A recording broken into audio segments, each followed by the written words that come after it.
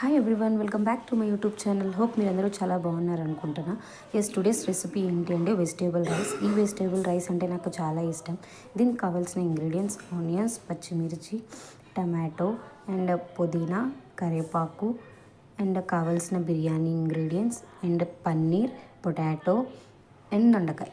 And తర్వాత first ఏంటంటే ఒక బౌల్ తీసుకొని ఆయిల్లో కావాల్సిన బిర్యానీ సామాన్లన్నీ వేసిన తర్వాత ఫ్రై అయిన తర్వాత పచ్చిమిర్చి, ఆనియన్స్ అనేవి కొంచెం కలర్ చేంజ్ అయిన తర్వాత కావాల్సిన పుదీనా ఒక అనేది వేసేసుకోండి. వేసుకున్న తర్వాత దాన్ని బాగా మిక్స్ చేయండి. అండ్ తర్వాత మిక్స్ చేసిన తర్వాత అండ్ ఫైనల్లీ మనం కోసుకున్న డిఫరెంట్ టైప్స్ ఆఫ్ షేప్లో వెజిటేబుల్స్ అనేది వేసేయాలి. వేసిన తర్వాత ఒక 2-3 మినిట్స్ అయిన తర్వాత అండ్ కావాల్సిన పన్నీర్ అనేది ఉంది కదా, సో పన్నీర్ అనే వెజిటేబుల్స్ అన్ని సైడ్కి తీసుకొని పన్నీర్ అనేది ఆయిల్లో డీప్ ఫ్రైగా చేసుకోండి.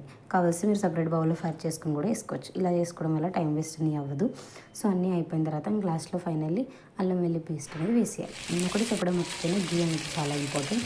అండ్ గీ అనేది వేసిన తర్వాత ఫైనల్లీ అన్ని కుక్ అవుతున్న టైంలో దగ్గరికి కర్డ్ అనేది వేసుకోండి. ఇట్లా వేసుకుంటే నిజంగా ఆ ఫ్రాగ్రెన్స్ చూసి మీకు ఇంకా తినాలనిపిస్తుంది. One of the most favourite vegetable rice అనేది నాకు చాలా ఇష్టం అసలు. అండ్ ఇదంతా అయిపోయిన తర్వాత కాసేపు కుక్ చేసుకోండి. ఒక సిమ్లో పెట్టుకొని తర్వాత కొంచెం రైస్ ఇవన్నీ కావాల్సిన ఎంత క్వాంటిటీ ఆఫ్ రైస్ ఇవన్నీ వాటర్ మీకు ఆబ్వియస్లీ తెలిసే ఉంటాయి. సో మేము 2 గ్లాసెస్ ఆఫ్ రైస్ వేసినాం అండ్ దానికి 4 గ్లాసెస్ ఆఫ్ వాటర్, లేదు ఇంకా అంత అవసరం లేదు 3.5 గ్లాసెస్ వాటర్ వేసినా మంచిగానే ఉంటుంది.